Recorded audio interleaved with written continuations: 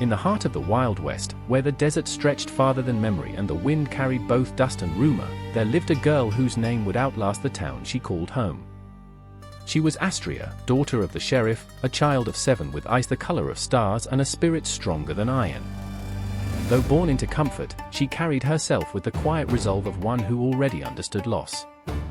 Her tale was not woven of riches or triumph, but of sacrifice. On the night when fire and steel fell upon her home, Astria stood between darkness and her younger brother, choosing courage over fear. And when the gunfire faded, she was gone, leaving only a stain on the stone, and a mystery the desert never returned. From that night onward, her name became a story, her face a legend, and her memory a light that flickered forever on the horizon. The desert did not wake with the sun, it endured it. As the first rays crawled across the horizon, the land stretched in silence, painted in pale gold and drifting shadows. Wind brushed through the dry sage, lifting spirals of dust that shimmered in the dawn light. Beyond the horizon, the world seemed endless, but here, in a shallow basin where the mountains leaned close, a town had taken root. Wooden buildings stood weathered and sunburnt, their windows reflecting the red sky like eyes half-closed in drowsy prayer. Roosters crowed, doors creaked open, and the smell of smoke and bread rose faintly in the air. In this town lived the sheriff, a man whose presence was both burden and protection. His home stood on the edge of the main street, a sturdy house of pale timber and stone. Inside, the family stirred with the day. A boy, still small, clutched his blanket as if it could keep him safe from the morning chill. Beside him, his older sister was already awake. Her name was Astria, chosen because of her eyes so blue they seemed to carry the memory of the night sky, even beneath the blaze of noon. At 7 she already moved with quiet purpose. She slipped from her bed, pulled on a simple linen dress, and tiptoed across the wooden floor. She lifted a clay jug, heavy for her hands, and pushed the door open into the morning light. Astria was the sheriff's daughter, raised in comfort compared to many, but comfort had not softened her. She walked barefoot toward the stream, dust cool under her soles, the jug steady against her hip. The air smelled of mesquite and damp stone. Along the way she paused to free a chicken tangled in wire, quick fingers gentle and sure. By the time she returned, the sun had climbed higher, burning orange behind the ridge. Her little brother, Thomas, rubbed sleep from his eyes, waiting for her by the doorway. He was 5, timid, his hair darker than hers, always reaching for her hand. She set the jug down, water sloshing inside, and tousled his hair with a grin. The house soon filled with motion, their mother stirring cornmeal, the sheriff strapping on his belt and badge. Yet in the rhythm of the morning, Astria carved out her own world. She showed Thomas how to count pebbles in the yard, told him stories about the stars that had faded with the dawn, and promised they would return each night. Warriors, guardians, eternal lights. In the hush before the true heat arrived, one could see the bond between them. She was not merely a sister, she was his shield, his teacher, his flame. And though only 7, there was something unyielding in the way she carried herself, as if the desert had whispered a truth into her ear. Sometimes even the smallest light must stand against the dark. Evenings were Astria's favorite time of day. After the chores were done, after her mother had set the pot to simmer and her father's boots had found their place by the door, the house softened. It was the one moment when the noise of the town faded and the family seemed to breathe together. Astria and Thomas always claimed those hours for themselves. She would pull him out to the porch, their bare feet touching the cool boards, and sit close beside him. He never liked the dark, not really. Shadows stretched too long, and the noises outside felt sharper at night. So she held his hand, as if that small touch was enough to anchor him. "Look," she would say, pointing at the first stars, "they're climbing back into the sky. Do you see how they come every night? They never forget." Thomas's brow would unfurl, and his grip would loosen. "Even if you weren't here, they'd still watch me." She nodded firmly. "Always. But I'll be here too." It was true, Astria always kept her word. If he was afraid, she sat beside him until sleep carried him off. If he cried, she told him a story until his tears slowed. Some of the stories were old legends she had overheard, but most she invented, about rivers that could sing, about coyotes that guarded villages, about stars that turned into warriors. Thomas believed every word, because his sister said them. Neighbors sometimes passed along the street, and from the porch they could see her laugh or wave to them. She had no arrogance, though she was the sheriff's daughter. She shared apples from the kitchen with other children, even when she risked her mother's scolding. More than once, Thomas had watched her slip her scarf around a neighbor's shoulders on a cold night, leaving herself shivering. "You can't keep everything," she would say when he asked why. "But you can give enough." When supper was ready, their mother called them in, and the smell of beans and cornmeal filled the room. The sheriff sat polishing his revolver, quiet and steady, but Astria made the space feel lighter. She teased her brother into eating even when he pouted, told a silly joke that made their mother shake her head, and always found some way to make Thomas laugh. His laughter was her reward. She always said it sounded like a song only she could hear. Later, when the lamp was low and Thomas's head grew heavy against her shoulder, Astria brushed his hair back and hummed softly. "You're safe," she whispered. "You're mine to take care of." He never doubted her. Those evenings belonged to them, simple and small, but real. And though Astria was only 7, she carried herself with a strange kind of certainty, as if she already knew her brother's life would depend on the promises she made under those quiet stars. The day had ended like so many others, supper eaten, the lamps turned low, Thomas tucked beneath a blanket with Astria beside him. He fell asleep quickly, lulled by the rhythm of her voice telling yet another story about stars that never faded. She watched his chest rise and fall, then finally let her own eyes close. The desert outside was quiet. But quiet never lasted long on the frontier.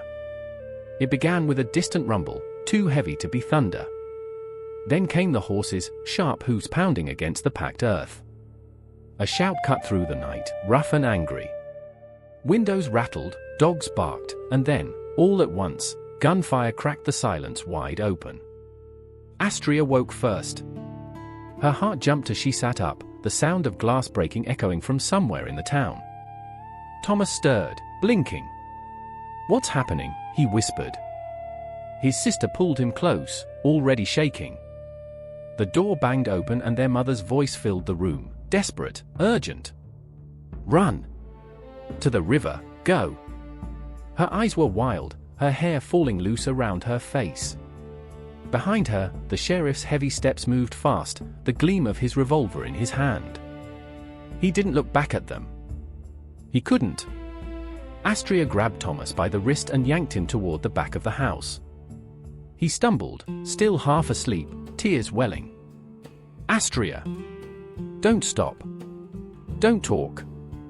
Just hold on." Her voice was firm, sharper than he had ever heard it, but her hand stayed steady around his.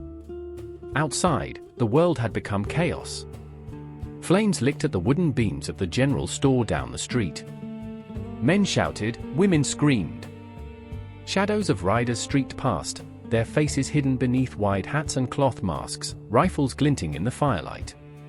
The smell of smoke was thick already, filling their throats with every breath.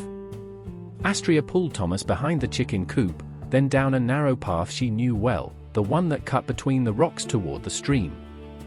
The boy tripped, scraping his knee, but she hoisted him back up, whispering, "You're fine, you're fine. Just keep moving." Her own chest burned with fear, but she didn't let it show. She couldn't. Every instinct screamed to run, to hide, but there was no choice, she had to be his shield. Behind them, voices shouted. A rider had noticed. The pounding of a single horse grew louder, chasing them through the dark. Thomas looked over his shoulder, eyes wide, but Astria forced him forward. "Don't look. Faster!" They scrambled down the path, stones cutting their feet, the stream's faint glimmer just ahead. But the sound of pursuit was too close now. The sound of hooves filled the canyon like thunder trapped between the stone walls. Each strike shook the ground. Closer, closer. Thomas gasped for breath, stumbling, his small legs no match for the power chasing them. He cried out, but Astria didn't let him stop. She pulled him forward, her own lungs burning, her dress torn where sharp rock had smagged it. "Don't fall, Thomas." "We're almost there," she urged, though she knew the lie of those words. The stream was still too far, and the rider too near. A voice carried after them, harsh, taunting, cruel. The bandit spurred his horse faster, the clatter of iron shoes echoing off the stone. Thomas whimpered, his hand slippery in hers. Panic clawed Astria's chest, but deeper still was something harder. She could not let him be taken. They reached a bend where the rocks narrowed. Beyond it, no place to hide. Astria stopped so suddenly Thomas nearly fell into her. His frightened eyes lifted to hers, wide and wet. "Astria!" She pressed both hands on his shoulders. "You have to run without me now. Do you understand? Keep going to the water. Don't look back." He shook his head, choking on tears. "No. I can't." "Yes, you can." Her fingers tightened. "You're my little brother. Be brave for me. Run, Thomas. Please." Behind them the rider's shadow stretched long and black. Spurs jingled, the horse's breath heavy. Astria shoved Thomas forward.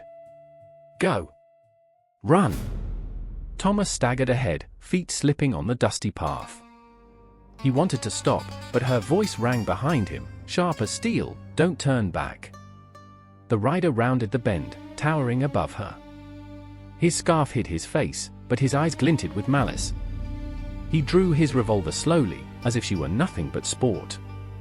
Astria bent, scooped up a fistful of grit, and flung it upward. Dust burst into his eyes. The horse reared, iron hooves crashing against stone. It was only a heartbeat of distraction, but enough. Ahead, Thomas vanished toward the stream. Astria stood her ground, chest heaving, staring up at the man as he recovered. Her hand shook, but her gaze did not falter. She whispered under her breath, almost a prayer. "He's safe now." The rider cursed, wiping dust from his eyes, and pulled the reins tight. His horse stamped, nostrils flaring, its breath steaming in the cool night air.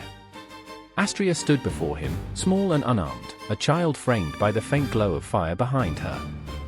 Yet something in the way she squared her shoulders, in the stillness of her defiance, made her look older than her years. The man laughed harshly. "Little fool," he spat, raising his revolver. "Do you think you can stop me?" Her throat was dry, but she forced the words out.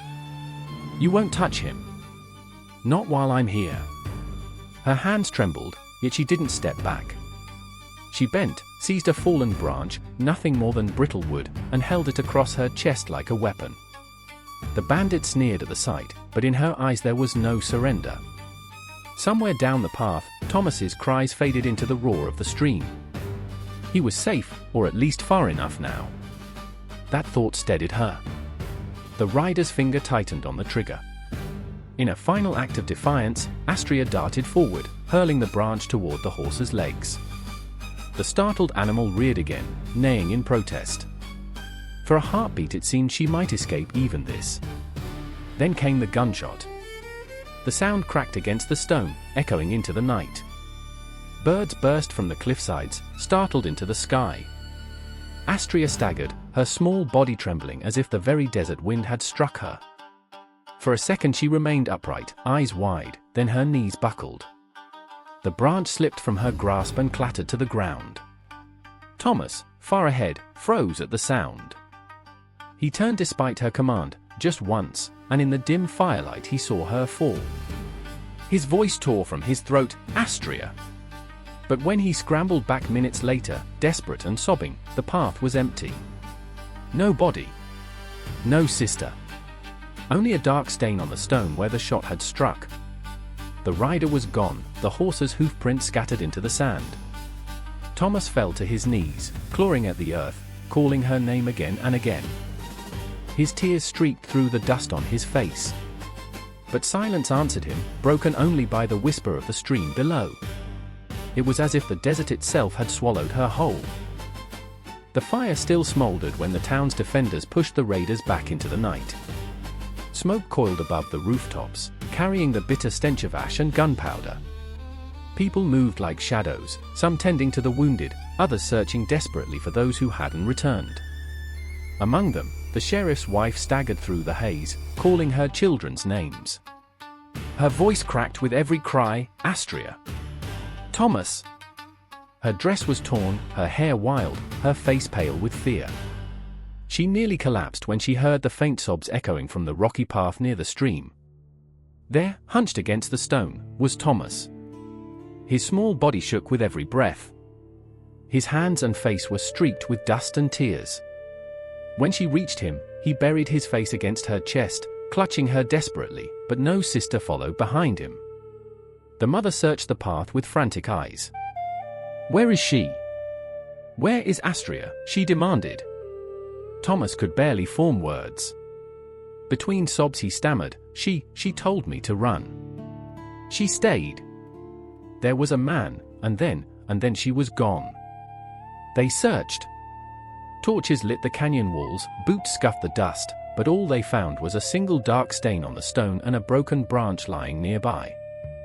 No body. No footprints that led away. It was as though the desert had decided to keep it secret. The sheriff stood silent at the edge of the search. His badge gleamed in the torchlight, his revolver still smoking faintly from battle. He said nothing, only watched the spot where the stain marked the earth. His face was stone, but his hands trembled once before he hid them at his sides. The mother was not made of stone. When she saw the stain, something inside her broke. She screamed Astria's name again and again, until her voice grew ragged and raw. She clawed at the earth as if she could tear her daughter back from it.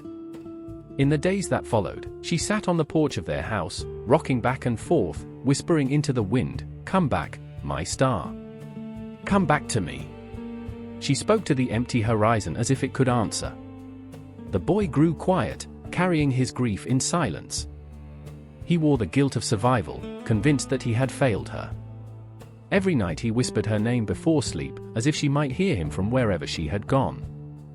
The town, once proud and busy, began to wither under the weight of sorrow. Neighbors spoke in hushed voices about the sheriff's daughter who had vanished into the dark. Some said the raiders had taken her. Others swore she had been struck down and hidden by the desert itself. No one could say for certain. But all agreed on one thing: she had stood in the path of death to save her brother. And in that act, a legend was born. Seasons turned, but for the sheriff's family time no longer moved forward, it only circled around absence. The house stood, but it felt empty. The sound of Astria's laughter, once constant, was gone. Her chair at the table remained untouched, as if waiting for her return. Her mother never accepted the silence.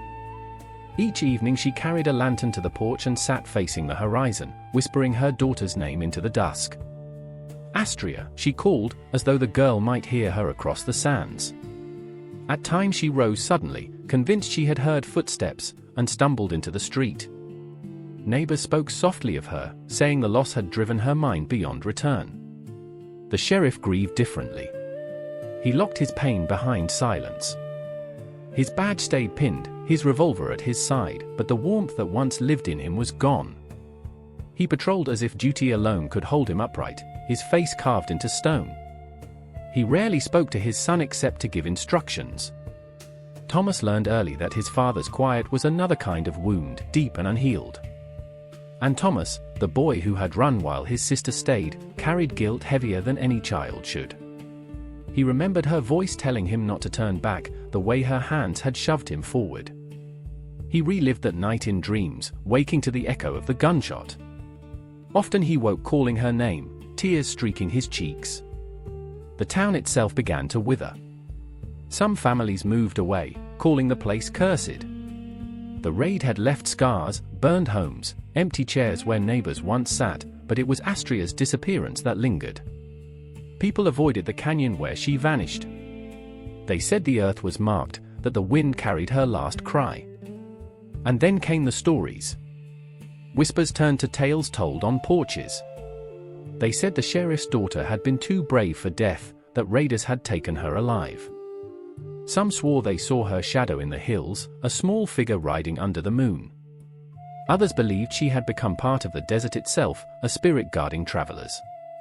Children grew up hearing her name in awe, Astria, the Star Child. Mothers told their little ones she was watching from the sky, and if they looked carefully, they would see her eyes among the constellations. But for the sheriff's wife, there was no comfort. She sat every day with her lantern, rocking, waiting. For her, the stories were not about a spirit or a star. They were about her daughter, the one she still prayed would step back into the doorway. The years stretched on, and the town sank deeper into sorrow. Yet the legend grew, larger than the place itself. Travelers who had never met Astria spoke her name, weaving her story into the fabric of the desert. She was no longer just a girl, she was becoming a myth. Years passed. The town that had once stood firm against the desert slowly sank into ruin. Shops closed, homes were abandoned, fences broke beneath the wind. Where laughter and voices had once filled the streets, only dust and silence remained. The sheriff's family was long gone. Some said the mother's grief consumed her mind until she no longer knew the difference between dream and day. Others said the sheriff left the town behind, unable to walk streets haunted by his daughter's absence. But though the town faded, the story did not. Travelers still spoke her name at campfires. Parents quieted children with her tale, teaching them that courage could burn even in the smallest heart. And those who rode the lonely desert paths whispered that the land itself remembered Astria. The canyon where she vanished never grew still, the wind there carried a strange tone, like a voice just out of reach. It was on one such evening, when the sky was painted crimson and violet, that a group of herders swore they saw something. Far across the dunes, outlined by the setting sun, rode a figure on horseback. The rider was tall now, grown into a young woman, but her hair caught the dying light in a pale, golden blaze, and her eyes, even from a distance, shone with an unearthly blue. The herders stopped their work, staring in silence. "It's her," one whispered. "The sheriff's girl." Another shook his head. "Can't be. She'd be almost grown by now." But none could deny the resemblance, nor the cold shiver that ran through them. The figure didn't ride closer. She lingered at the horizon, still as a carving against the bleeding sky. Then, without a word, she turned her horse and vanished into the falling dusk. News spread quickly, as it always did. Some claimed she had been taken by the raiders all those years ago, raised among them until she learned their ways. Others insisted it was not flesh they had seen but a spirit, bound to the desert forever. Whichever the truth, the legend deepened. Astria was no longer only the girl who had saved her brother. She had become something greater, an echo that refused to fade. And so the story lived on. Travelers would pause at nightfall to search the distant ridges, hoping to catch a glimpse of her. Children, wrapped in blankets, whispered that she would return when the stars were brightest. And those who truly believed swore that in moments of danger, if you looked to the horizon, you might see a pale-haired rider watching, her eyes like fragments of the sky. Whether ghost or woman, lost child or eternal star, no one could ever say. But one truth endured, etched into the heart of every telling: Astria had not been defeated. She had become the desert's own light, a flame against the dark, forever riding the horizon.